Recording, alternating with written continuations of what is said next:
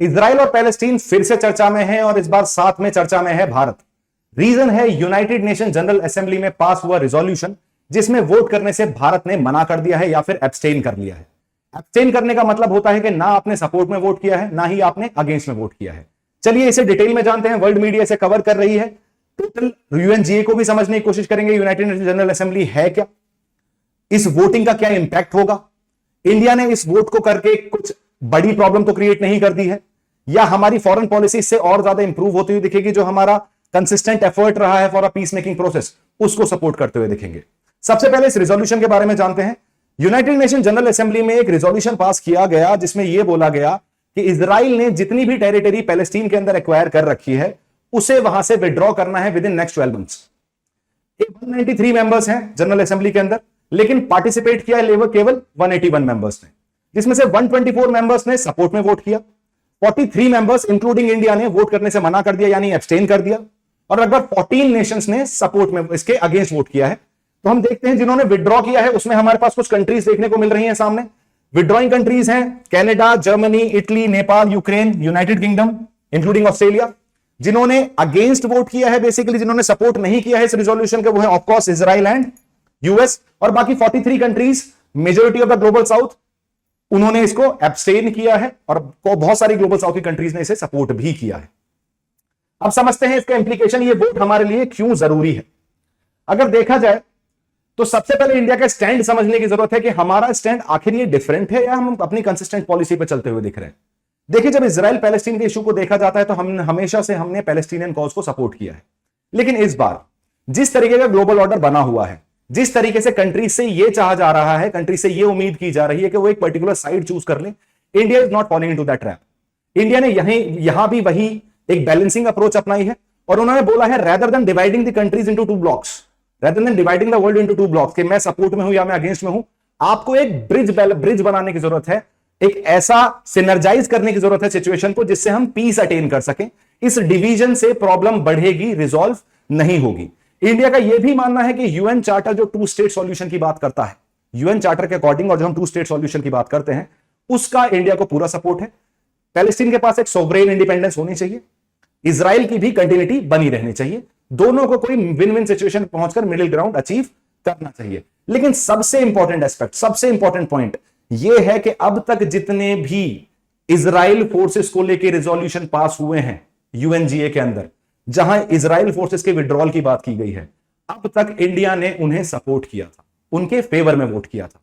पहली बार हमने थोड़ा सा अपनी कंसिस्टेंट अप्रोच से हटके एक ऐसी अप्रोच अपनाई है जिसे हम बैलेंसिंग अप्रोच या मिडिल पाथ, मध्यम मार्ग ऑफ बुद्ध या फिर गोल्डन मीन ऑफ एरिस्टोटल बोल सकते हैं, कि ना इधर रहेंगे ना उधर रहेंगे, will try to be the mediator का रोल प्ले करने की कोशिश करेंगे, मीडिएशन करने की कोशिश करेंगे, जो हम रशिया यूक्रेन वॉर में भी करने की कोशिश कर रहे हैं। तो यहां एक बैलेंसिंग अप्रोच देखने को मिल रही है आपको इजराइल और पैलेस्टीन के केस में। अगर यूनाइटेड नेशन जनरल असेंबली की बात की जाए, यूनाइटेड नेशन जनरल असेंबली एक यूएन ऑर्गन है, 6 प्रिंसिपल ऑर्गन है यूनाइटेड नेशंस के, उसमें से एक यूनाइटेड नेशन जनरल असेंबली है। टोटल 193 मेंबर्स हैं इसके अंदर, हेडक्वार्टर है न्यूयॉर्क के अंदर।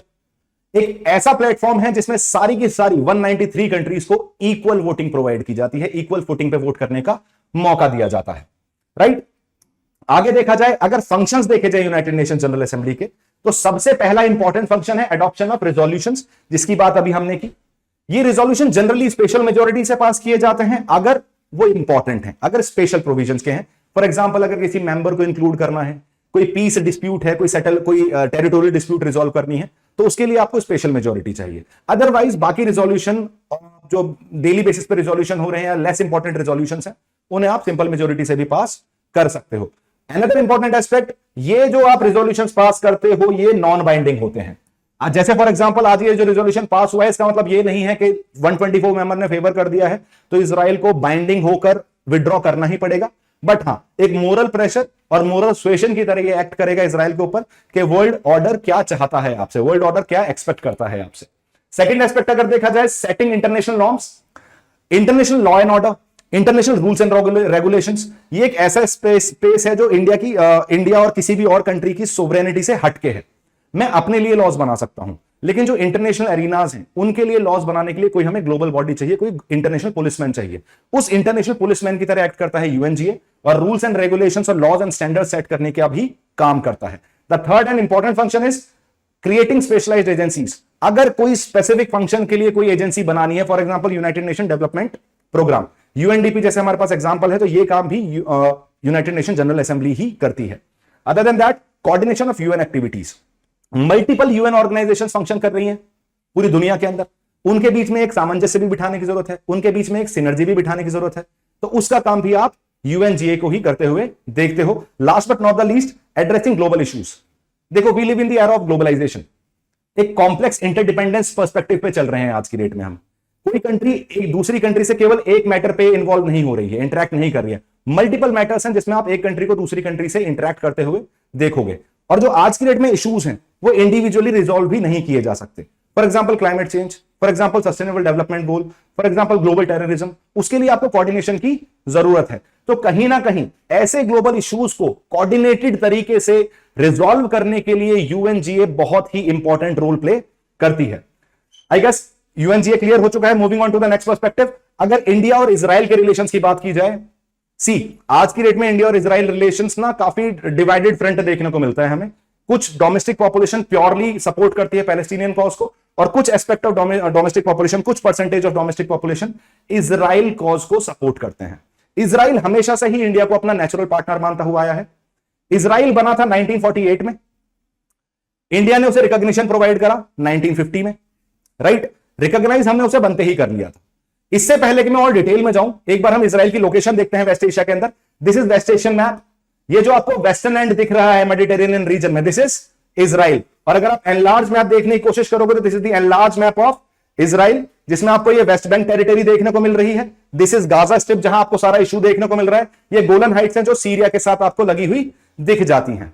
मूविंग ऑन, अगर स्पेसिफिकली इंडिया इजराइल रिलेशंस की बात की जाए तो जैसा मैंने आपसे बताया, रिकॉग्निशन तो हमने इन्हें 1950 में ही प्रोवाइड कर दी थी, लेकिन हमारी डोमेस्टिक ओपिनियन को ध्यान में रखते हुए साथ के साथ हमारा जो रिलेशन है अरब वर्ल्ड के साथ, जो अरब कंट्रीज हैं, Saudi Arabia, Iran, Iraq, Kuwait, कतार, इन सब के साथ मुझे रिलेशन मेंटेन करने हैं दो वजह से। पहली वजह है energy security. Majority 70% oil security मेरी कहां पे डिपेंडेंट थी अब तक। अब तो खैर हम डाइवर्सिफाई कर चुके हैं अपने नीड्स को, लेकिन अगर हिस्टोरिकली देखा जाए तो बहुत हद तक, काफी हद तक अपने तेल के लिए, अपने नेचुरल गैस के लिए हम काफी हद तक मिडिल ईस्ट पे डिपेंडेंट रहे हैं। तो किसी भी तरीके से उनसे रिलेशन खराब करना हमारी एनर्जी सिक्योरिटी को एक थ्रेट पहुंचा सकता था। दूसरा है, हमारा एक huge chunk of diaspora middle east में रहता है। एक बहुत ह्यूज इंडियन पॉपुलेशन आपको मिडिल ईस्ट में वर्क करती हुई दिख जाएगी। इस वजह से मिडिल ईस्ट एक ऐसा रीजन भी है जहां से हमें सबसे ज्यादा रेमिटेंसेस आते हुए दिखते हैं इंडिया में। तो इस वजह से हमारा जो पर्सपेक्टिव देखने को मिल रहा है, हमने पूरी तरीके से रिलेशन जो है 1990s तक कंटिन्यू नहीं किए, और कहीं ना कहीं पैलेस्टीनियन कॉज को सब ध्यान में रखते हुए इजराइल से फॉर्मल रिलेशंस कभी बनाने की कोशिश नहीं करी। 1991 लिबरलाइजेशन, प्राइवेटाइजेशन, ग्लोबलाइजेशन रिफॉर्म्स है। इंडिया ने अपने आप को ओपन अप किया, वेस्टर्न वर्ल्ड के साथ इंटरेक्शन स्टार्ट हुआ। Of course Israel is also the part of the western block, तो इजराइल के साथ भी आपको रिलेशंस इंप्रूव होते हुए दिखेंगे। और फाइनली 1992 के अंदर आपको एक डिप्लोमेटिक रिलेशन स्टार्ट होते हुए दिखते हैं इंडिया के साथ, या इंडिया ने एस्टेब्लिश किया डिप्लोमेटिक रिलेशंस विद इजराइल। एक गौर करने वाली बात यह है, जनरली हम देखते हैं कि पहले एम्बेसी खुलती है, उसके बाद कॉन्सुलेट खुलता है। एम्बेसी हेड ऑफिस होता है, उसके जो सब ऑफिसेज होते हैं कंट्री के अंदर, उसे हम कॉन्सुलेट बोलते हैं। Israel is the only exception जहां हमने एम्बेसी ना खोल के सीधे क्या खोला है, कॉन्सुलेट खोला है। तो बेसिकली आप मान सकते हो कि it was just a gesture कि हम आपके साथ एक डिप्लोमेटिक रिलेशंस एस्टेब्लिश करने की कोशिश कर रहे हैं। अगर आगे देखें, अभी अगर हमारी शिफ्ट देखा जाए, कोल्ड वॉर के बाद जो हमारा शिफ्ट हुआ है, कोल्ड वॉर वाला पीरियड और प्रेजेंट वाला पीरियड, आपको एक और सेकंड शिफ्ट देखने को मिलेगा 2017 में, जिसे हम डीहाइफिनेशन कहते हैं, जिसे हम आगे आने वाले वीडियो में डिस्कस करने वाले हैं। चलिए आगे बढ़ते हैं। अगर एरियाज ऑफ कोऑपरेशन देखे जाए, सबसे important area of cooperation is defence cooperation. India is the major importer of arms. हम अपने arms and ammunition majorly import करते हैं, और Israel is one of the main exporters to India. Majority of the जो आप हमारे यहां arms and ammunition use होते हुए देखते हैं, जो टेक्नोलॉजी हमारी डिफेंस टेक्नोलॉजी हमारे यहां आ रही है, उसमें इजराइल का एक बहुत बड़ा रोल है। फॉर एग्जाम्पल, अगर इजराइल के इक्विपमेंट्स की बात की जाए तो सबसे पहले हमें देखने को मिलता है एवेक्स, फैल्कॉन एवेक्स, जिसे हम बोलते हैं airborne warning and control system. साथ में हेरॉन ड्रोन्स देखने को मिल जा रहे हैं। और ये किसको इंप्रूव कर रहे हैं? ये सपोर्ट कर रहे हैं बैराक एंटी मिसाइल डिफेंस सिस्टम को, जो एक इंडो इजराइल एक जॉइंट कोऑपरेशन का रिजल्ट है। तो मैं वापस रिपीट करूंगा, अगर डिफेंस पर्सपेक्टिव से देखा जाए तो फैल्कॉन एवेक्स, Heron drones along with Barak, ये हमारा कंबाइंड है, जिसमें इंडिया और इजराइल दोनों कोऑपरेट करके इसे डेवलप कर रहे हैं या कर चुके हैं। दूसरा एस्पेक्ट अगर देखा जाए तो हमारे पास है ट्रेड। ट्रेड की अगर बात की जा रही है, हमारा बायलैटरल ट्रेड बहुत ज्यादा नहीं है इजराइल से, लेकिन जो इंपॉर्टेंस है, जिन चीजों में हम ट्रेड कर रहे हैं वो बहुत इंपॉर्टेंट है। तो अगर वॉल्यूम वाइज देखा जाएगा, वैल्यू वाइज देखा जाएगा, that is around 7 to 8 billion annual. हम कोशिश करते हैं इन द कमिंग ईयर्स ये भी इंप्रूव होगा, क्योंकि हमारा इकोनॉमिक कैपेसिटी इंप्रूव हो रही है। We are a global player right now, we are trying to be at least trying to be a global player, एक ब्राइट स्पॉट है ग्लोबल इकोनॉमी के लिए। तो ये ट्रेड भी आपको इवेंचुअली बढ़ता हुआ दिखेगा ही दिखेगा। अगर एक्सपोर्ट और इंपोर्ट की बात की जा रही है, तो हमारे जो मेजर एक्सपोर्ट होते हैं वहां, that is basically pharmaceuticals, textiles, jewellery, Israel को हम ये सब एक्सपोर्ट करते हैं। उनकी बात की जाए, वो डिफेंस इक्विपमेंट करेंगे, टेक्नोलॉजी करेंगे, एग्रीकल्चरल टेक्नोलॉजी करेंगे। इन सब चीजों हमारा जो एंगेजमेंट है इजराइल के साथ, वो काफी हद तक टेक्नोलॉजिकल रिलेशंस पे टिका हुआ है। और वैसे भी हम नेचुरल पार्टनर्स हैं, क्योंकि हमारे अंदर काफी कॉमनलिटीज हैं। हमें भी क्रॉस बॉर्डर टेररिज्म झेलना पड़ता है, इजराइल को भी क्रॉस बॉर्डर टेररिज्म झेलना पड़ता है। तो कहीं ना कहीं हमारी मिलिट्री ऑपरेशंस में इंटर ऑपरेबिलिटी इंप्रूव हो रही है वाइल वर्किंग विद इजराइल, कि किस तरीके से आपको क्रॉस बॉर्डर टेररिज्म को टैकल करना है और किस तरीके से बेटर टैकल किया जा सकता है। Moving on to the next aspect, अगर हम एरियाज ऑफ कोऑपरेशन की बाकी बात करें तो agriculture, Israel is known for its agricultural technology, क्योंकि उसके पास कोई नेचुरल वाटर रिसोर्स तो है नहीं। तो इवेंचुअली फिर भी एग्रीकल्चर बहुत अच्छा चल रहा है वहां, specifically because of the desalination technology. तो इस डिसैलिनेशन टेक्नोलॉजी की भी डील हो चुकी है हमारे साथ इजराइल की। साथ के साथ अब यह भी देखने को मिल रहा है कि इंडिया और इजराइल ने एक इंडो इजराइल एग्रीकल्चरल प्रोजेक्ट की शुरुआत की है, जो हमारी एग्रीकल्चरल प्रोडक्टिविटी को बढ़ाने में हेल्प करेगा। इंडिया के अंदर एग्रीकल्चरल प्रोडक्टिविटी को बढ़ाने में हेल्प करेगा। एग्रीकल्चरल प्रोडक्टिविटी बढ़ानी क्यों है? देखो जी, 1967 में ग्रीन रिवॉल्यूशन आया, पेस्टिसाइड्स यूज होने शुरू हुए, फर्टिलाइजर्स यूज होने शुरू हुए, वापस आप ऑर्गेनिक की तरफ जा रहे हो। पॉपुलेशन तो बढ़ रही है, तो फूड की डिमांड तो डेफिनेटली बढ़ेगी, लेकिन इसका मतलब ये तो नहीं है कि कंटिन्यूअसली आप पेस्टिसाइड्स और फर्टिलाइजर्स ही यूज करते रहो। तो of course you need some alteration in the technology, जिससे प्रोडक्टिविटी भी बढ़े और उसकी सेफ्टी भी ध्यान में रखी जा सके। इजराइल उसके लिए काफी कारगर साबित हो सकता है। अगर I2UT की बात करें, I2U2 इज एन ऑर्गेनाइजेशन जो इजराइल और मिडिल ईस्ट में रिलेशंस को इंप्रूव करने की बात करता है। हम हमेशा से यही रोल प्ले करते हैं कि लोगों को साथ लाओ, लोगों को तोड़ो मत, और ये रिजोल्यूशन में हमारा एब्सटेन करना भी वही चीज साबित कर रहा है। तो I2U2 is organisation between India, Israel, US and UAE. ये बेसिकली क्या कोशिश कर रहे हैं, जिससे मिडिल ईस्टर्न नेशन, जो अरब नेशन हैं जैसे यूएई, और जो एक इजराइल है जो नेचुरल हिस्टोरिकली एक अपोनेंट रहा है अरब कंट्रीज का, उनके बीच में आपको रिलेशंस बेटर होते हुए देखें। India is also playing a major role in it. Goals हमारे हैं कि साइंटिफिक एडवांसमेंट्स होने चाहिए, इकोनॉमिक ग्रोथ होने चाहिए, रीजनल प्रोस्पेरिटी बढ़नी चाहिए, रीजनल कोऑपरेशन भी बढ़ना चाहिए I2U2 के थ्रू। अगर आगे देखा जाए, ये जो हमने एब्सटेन किया है, एब्सटेन करने के इंप्लीकेशंस क्या होंगे? इंप्लीकेशन समझने की जरूरत है, क्योंकि हम हिस्टोरिकली जिस चीज पे चल रहे थे उससे थोड़ा सा साइडलाइन हुए हैं। तो ऑफकोर्स कुछ तो इंप्लीकेशंस होंगे, समझने की कोशिश करते हैं। सबसे पहला है स्ट्रेंथनिंग टाइज विद इजराइल। मेरा इस रिजोल्यूशन में एब्सटेन करना एक बहुत क्लियर एंड साउंड मैसेज है इजराइल के लिए, that I stand with you, can not be pressurised by the rest of the world. मैं भीड़ चाल में नहीं चलूंगा, I will not be influenced by the persuaded by the power of masses, I will be supporting you. जब इस तरीके की कोई सिचुएशन खड़ी होती है जिससे हमारा जो जियोपॉलिटिकल इन्फ्लुएंस है या जियोपॉलिटिकल एस्पेक्ट है, वो काफी हद तक इंप्रूव हो सकता है, क्योंकि इजराइल बहुत इंपॉर्टेंट प्लेयर है ग्लोबल पर्सपेक्टिव से। ग्लोबल जियोपॉलिटिक्स के हिसाब से इजराइल बहुत इंपॉर्टेंट रोल प्ले करता है, और इंडिया को उसके साथ एंगेजमेंट करना भी बहुत इंपॉर्टेंट है, डिफेंस के लिए भी, टेक्नोलॉजी के लिए भी, फूड सिक्योरिटी के लिए भी, और बाकी और भी सारे एस्पेक्ट्स हैं जिसे हम इंटेलिजेंस बोलते हैं।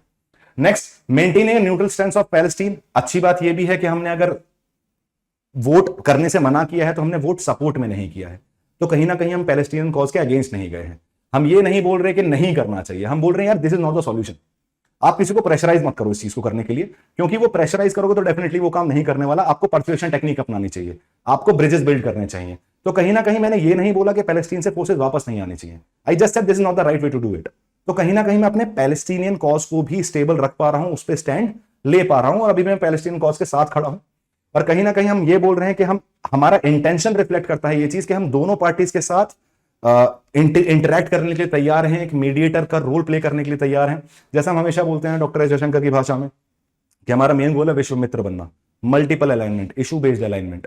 और जब हम विश्व मित्र बनने की कोशिश कर रहे हैं तो विश्व मित्र से बेटर कोई भी मीडिएटर नहीं हो सकता। यही चीज हम अप्रोच अपनाने की कोशिश कर रहे हैं रशिया यूक्रेन में, जो बहुत तेजी से आगे बढ़ती हुई भी दिख रही है, और वही अप्रोच हम कोशिश कर रहे हैं इजराइल पैलेस्टीन में भी अपनाई जाए। Rather than choosing the sides, आप एक ऐसा काम करो जिससे रिजोल्यूशन ऐसा निकले जिससे प्रॉब्लम सॉल्व हो, डिवीजन क्रिएट ना हो। तो कहीं ना कहीं हम दोनों पार्टीज को साथ लाने की कोशिश में है, जिस वजह से हम सर्टेनली बोलते हैं कि we are trying to become a major player in the global politics और the geopolitics through this resolution as well. ये हमारा हिस्टोरिकल सपोर्ट जो है, जो हिस्टोरिकली हम सपोर्ट करते हैं पैलेस्टीनियन कॉज को, उसके भी अगेंस्ट नहीं जा रहा है। तो कहीं ना कहीं अभी तक तो चीजें ठीक ही लग रही हैं। अगर रीजनल रिलेशनशिप पे देखा जाए, भाई देखो डेफिनेटली इजराइल के साथ तो रिलेशनशिप बेटर होने वाले हैं फॉर श्योर, इसमें तो कोई दो राय नहीं है।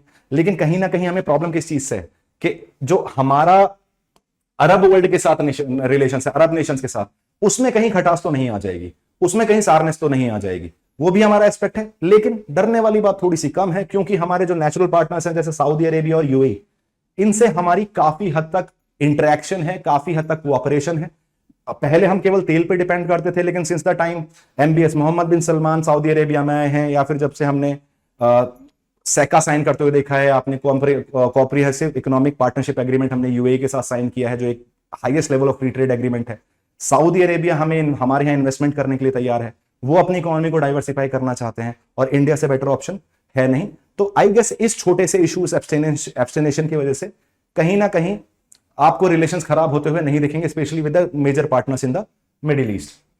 ईरान का थोड़ा सा इशू है, बिकॉज ईरान डेफिनेटली वांटेड कि India should have voted in the support of this resolution, कि विड्रॉ कर लेना चाहिए, क्योंकि इजराइल इज डेफिनेटली, ईरान और इजराइल इस बार आमने सामने है। तो if you are going towards the Israel perspective, या किसी भी तरीके से अगर आप इजराइल को सपोर्ट कर रहे हो, तो certainly you are getting into the bad books of Iran. लेकिन उसको भी रिजॉल्व किया जा सकता है, क्योंकि कॉम्प्लेक्स इंटरडिपेंडेंस, जैसे मैंने आपको बताया, केवल एक मुद्दे पर रिलेशन डिसाइड नहीं किए जाते। रिफ्लेक्शन ऑफ डीहाइफिनेशन पॉलिसी, सबसे पहले यह समझने की जरूरत है डीहाइफिनेशन है क्या। देखो 2017 से पहले जितने भी मिनिस्टर अगर पैलेस्टीन जाते थे तो वो इजराइल भी जाते थे। मतलब वो अगर वो विजिट है, अगर वो दौरा है, तो दोनों की एक साथ होनी चाहिए। मतलब आप दोनों को एक ही साथ देखोगे। आपने क्या कर दिया, उन्हें हाइफिनेट कर दिया, आप दोनों को एक ही साथ देख सकते हो, अलग अलग पर्सपेक्टिव में नहीं देखोगे। 2017 में पहली बार नरेंद्र मोदी भारत के ऐसे पहले प्रधानमंत्री बने जिन्होंने इजराइल को विजिट किया, सबसे इंपॉर्टेंट बात। दूसरी चीज, वहां से शुरू होती है हमारी डीहाइफिनेशन पॉलिसी, जिसमें यह बोला जाता है कि जब तक इजराइल पैलेस्टीन की टेरिटोरियल इंटीग्रिटी की बात चल रही है, टेरिटोरियल मुद्दों की बात चल रही है, उस इशू की बात चल रही है, तब तक हम दोनों को एक ही लेंस से देखेंगे। लेकिन इजराइल के साथ मेरा एक सेपरेट और आइसोलेटेड रिलेशन भी हो सकता है, related to defence, related to technology, related to agriculture, related to desalination plants, related to intelligence and so many other things. तो कहीं ना कहीं आपने अपने नेशनल इंटरेस्ट को फोरफ्रंट पर रख दिया कि भाई तेरे मुद्दों के चक्कर में मैं अपने डायमेंशंस को नैरो नहीं कर सकता। इजराइल मेरी काफी हद तक टेक्नोलॉजिकल एस्पेक्ट में मदद कर सकता है, और मैं अपने नेशनल इंटरेस्ट में उस मदद को लूंगा, राइट। तो डीहाइफिनेशन हमारा हुआ 2017 में, और हमारा हिस्टोरिकल पर्सपेक्टिव से इजराइल के सपोर्ट में नहीं, एटलीस्ट न्यूट्रल स्टैंड लेना भी कहीं ना कहीं हमारी डीहाइफिनेशन पॉलिसी को दर्शाता है, उसके इंप्लीकेशंस या उसके इंपैक्ट को दर्शाता है। अब अप्रोच, ये जो अप्रोच है डीहाइफिनेशन की, क्या अलाउ करती है? ये अप्रोच अलाउ करती है हमें कि हम अपने नेशनल इंटरेस्ट को परस्यू कर सकें। जी, हमारा नेशनल इंटरेस्ट, देखो दुनिया में जितने भी देश हैं, नो मैटर व्हाट दे से, कितने लिबरल हैं, कितना वर्ल्ड पीस चाहिए, लेकिन एट द एंड सबने किसको अचीव करना है? ऑब्जेक्टिव क्या है? खुद के नेशनल इंटरेस्ट। हमारा भी क्या होना चाहिए? हमारे नेशनल इंटरेस्ट। जो हमारा नेशनल इंटरेस्ट में काम कर रहा है, एक बैलेंसिंग अप्रोच जरूरी है ऑफ कोर्स, लेकिन national interest should be always be at the forefront. Diplomacy में हम बोलते हैं कि अगर हमारा कोई दुश्मन है तो उसे न्यूट्रल किया जाए, कोई न्यूट्रल है तो उसे दोस्त बनाया जाए, कोई दोस्त है तो उसे स्ट्रेटेजिक पार्टनर बनाया जाए, और अगर कोई स्ट्रेटेजिक पार्टनर है तो उसे एलाई बनाया जाए। ये प्योर डिप्लोमेसी है। हम उसी स्टैंड पे करेंगे जो हमारे नेशनल इंटरेस्ट में जो चीजें काम कर सके। तो कहीं ना कहीं ये हम अप्रोच हमारे नेशनल इंटरेस्ट को भी प्रमोट कर सकती है। हम एक्टिवली एंगेज कर सकते हैं इजराइल के साथ। अब जो हमने अब तक दूरी बना रखी थी, देखो ऐसा है कि ये ना, इजराइल हमेशा हमारा एक तरफा आशिक रहा है, लेकिन हमने कभी रेसिप्रोकेट नहीं करा, और भाई शिद्दत से प्यार करता है हमसे वो, चाहे वो 1962 की वॉर हो, 1962 की वॉर हो, 1965 की हो, 1971 की हो, 99 की हो, चाहे वो रिसेंट गलवान वाली इंसिडेंट हो। एक भी ऐसी कंफ्लिक्ट नहीं है जहां इजराइल हमारे साथ खड़े होने को तैयार नहीं था। Israel always supported us. Even Galwan Valley में तो उसने आउटराइटली आके बोला कि if India needs any help, I am there to help. आप डिफेंस इक्विपमेंट सप्लाई ले सकते हैं यहां से। तो कहीं ना कहीं आपको देखने को मिल रहा है कि हमारा अब बेटर तरीके से मैं एंगेज कर पाऊंगा, अपने टेक्नोलॉजिकल पर्सपेक्टिव को बेटर तरीके से अचीव कर पाऊंगा, अपने डिफेंस पर्सपेक्टिव को बेटर तरीके से इंप्रूव कर पाऊंगा। तो कहीं ना कहीं डीहाइफिनेशन हमारे नेशनल इंटरेस्ट में है, और हमें एक्टिव एंगेजमेंट में अलाउ करता है। आगे बढ़ते हैं। अगर आगे बढ़ा जाए इसका रिफ्लेक्शन का, तो जैसे इंपैक्ट ऑफ मिडिल ईस्ट पे अगर देखा जाए इस चीज का, ये जो हमने स्टैंड लिया इसका मिडिल ईस्ट पे क्या इंपैक्ट होगा? यार देखो, मिडिल ईस्ट पे तो सीधा सीधा ये है कि इजराइल के साथ तो डेफिनेटली रिलेशंस बेटर होने ही वाले हैं, जो मैंने ऑलरेडी डिस्कस किया। थोड़ा सा अरब वर्ल्ड के साथ इशू है, लेकिन मैंने जैसे बोला कि मल्टीपल एस्पेक्ट्स हैं जिसपे हम कोऑर्डिनेट और कोऑपरेट करते हैं, तो ज्यादा इशू नहीं आएगा। और वैसे भी हमने अगेंस्ट या सपोर्ट में वोट नहीं किया है इजराइल के, हमने एक न्यूट्रल स्टैंड लिया है। तो we are supporting both the sides, we want peace, we do not want this division in the world order. आप साइड चूज करने वाली बात नहीं कहोगे, जहां भी साइड चूज करने वाली बात होगी इंडिया आपको वहां से पीछे हटता हुआ दिखेगा, और वही आपको इस रिजोल्यूशन में भी देखने को मिला है। Balancing act with Arab Nations, देखो ये जरूरी है, एक्ट किया है, लेकिन बैलेंस करना भी जरूरी है। मैं ये नहीं बोल सकता कि मुझे केवल इजराइल के साथ रिलेशन रखना है, मुझे अरब वर्ल्ड आज भी मेरे लिए उतना ही इंपॉर्टेंट है। आज भी सबसे ज्यादा रेमिटांसेस कहां से आ रहे हैं, आज भी सबसे ज्यादा ऑयल डिपेंडेंस किसके ऊपर है। और मोरओवर इतने सारे इकोनॉमिक कॉरिडोर, चाहे आप Indian middle east European corridor की बात करो, चाहे मैं ईरान की बात करता हूं तो INSTC International North South Transport Corridor, even the Swiss canal route जो हमारा नॉर्मल रूट है, वो भी कहां से निकल रहा है? मिडिल ईस्ट के थ्रू ही निकल रहा है। तो उनसे कोऑपरेशन तो मुझे जरूरी है, और डेफिनेटली इन्वेस्टमेंट के लिए FDI के लिए भी मिडिल ईस्ट बहुत ज्यादा इंपॉर्टेंट है। तो मेंटेन तो बैलेंस करना पड़ेगा, रिलेशंस इजराइल और अरब वर्ल्ड के बीच में बैलेंस आपको मेंटेन करना है। प्रॉब्लम हमारे साथ हमेशा ये रही है कि कहीं ना कहीं हम ना 1990 से पहले इजराइल से काफी ज्यादा दूर हो गए, और यहां तक कि कुछ फॉरेन पॉलिसी एक्सपर्ट्स ने तो ऐसा कहना शुरू कर दिया था कि Jawaharlal Nehru is acting more Arab than the Arab themselves, कि वो अरब जितना खफा इजराइल से अरब है, उससे ज्यादा जवाहरलाल नेहरू खफा है, कि किसी भी तरीके से डिप्लोमेटिक रिलेशंस भी रखने को तैयार नहीं है। लेकिन कहीं ना कहीं वो स्टैंड अप बदलता हुआ दिखता है आपको। आगे बढ़ते हैं डोमेस्टिक पॉलिटिकल लैंडस्केप, भारत के अंदर इसका क्या इंपैक्ट पड़ेगा, क्या रिपरकशंस होंगे। अगर डोमेस्टिक पब्लिक ओपिनियन की बात करें, जैसे मैंने आपसे कहा, आज भारत दो हिस्सों में डिवाइडेड है। एक major chunk of the population support करता है पैलेस्टीनियन कॉज को, कि इजराइल में हो रहे पैलेस्टीनियन हमलों को रुकना चाहिए, इजराइल को पनिश करना चाहिए। कुछ लोग ऐसे भी हैं जो इजराइल को सपोर्ट करते हैं, लेकिन majority of them are supporting the Palestinian cause, specifically the domestic Muslim population. तो कहीं ना कहीं इस स्टैंड से आपको डोमेस्टिक पब्लिक ओपिनियन में या डोमेस्टिक पॉपुलेशन को थोड़ा सा ठेस पहुंच सकती है। लेकिन ठीक है, विद टाइम अगर वो लॉन्ग टर्म अप्रोच देखेंगे, लॉन्ग टर्म ऑब्जेक्टिव्स देखेंगे, लॉन्ग टर्म आउटकम्स देखेंगे, तो शायद उनका भी गुस्सा धीरे धीरे शांत हो जाएगा। दूसरा, political discourse. Political discourse important इसलिए है यार कि इंटरनेशनल फॉरेन पॉलिसी में मैं ये बोल सकता हूं, देखो यार मेरी इंडिपेंडेंट फॉरेन पॉलिसी है, I am not running by domestic opinion, I am not running by the global opinion, I am running on my national interest. तो कहीं ना कहीं मैं अपनी सोवरेनिटी शोकेस कर पाया, कहीं ना कहीं मैं अपनी इंडिपेंडेंट फॉरेन पॉलिसी शोकेस कर पाया इस एब्स्टिनेशन के थ्रू, इस वोटिंग के थ्रू। लास्ट में अपोजिशन पार्टी इसका गलत इस्तेमाल कर सकते हैं। गलत क्या, हिस्टोरिकल एक एडवांटेज, हिस्टोरिकल एक स्टैंड रहा है हमारा कि यार हम जब भी इजरायली फोर्सेस की पैलेस्टीन में बात होगी तो हम उसके विड्रॉल को ही सपोर्ट करेंगे, हमेशा उसके फेवर में वोट करेंगे। पहली बार आप अगेंस्ट गए, तो कहीं ना कहीं आप अपने हिस्टोरिकल स्टैंड से थोड़ा सा साइडलाइन होते हुए देखें, तो हो सकता है कि आपको अपोजिशन पार्टीज का क्रिटिसिज्म झेलने को भी मिले इस चीज में।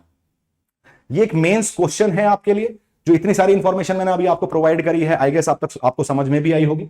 आप इसको अटेम्प्ट करने की कोशिश करो with all the information you have grasped from this video.